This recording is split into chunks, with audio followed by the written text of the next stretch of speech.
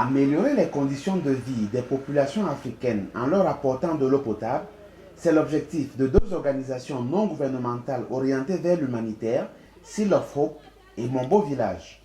Grâce à cette machine, l'Hydrovolt, toute eau, quelle que soit sa source, rivière, lac, marécage, eau de mer, eau d'inondation, peut être traitée, purifiée et consommée en quelques minutes. Pour l'ONG Seal of Hope, basée aux États-Unis, la diaspora africaine a le devoir de prendre une part active dans la lutte contre les souffrances sur le continent.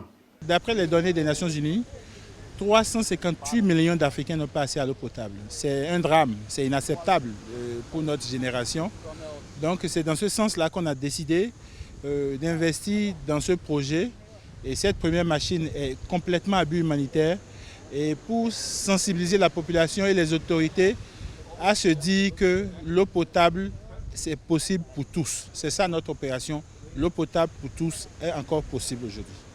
Quant aux populations qui ont eu l'insigne honneur de participer aux diverses démonstrations organisées au Cameroun et au Bénin, l'Hydrovolt est la solution adéquate pour avoir accès à l'eau potable.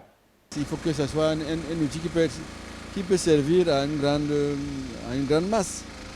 Et on peut purifier l'eau de la mer comme on peut purifier l'eau du fleuve et mettre ça à la disposition de la population.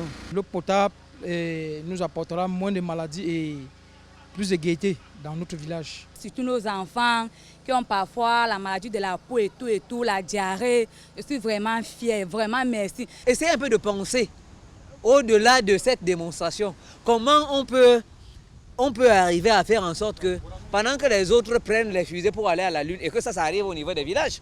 L'Hydrovolt est la combinaison de deux appareils en un. Il peut servir de groupe électrogène avec une puissance de 4,5 kWh. Il est aussi purificateur d'eau. Sa capacité est de 10 litres d'eau pure par minute et peut produire plus de 50 000 litres d'eau potable par jour. Au Cameroun, les premiers tests ont été effectués avec les eaux du Vouri et du Nyon à Douala et Mbalmayo, ainsi qu'à Kribi pour l'eau de mer.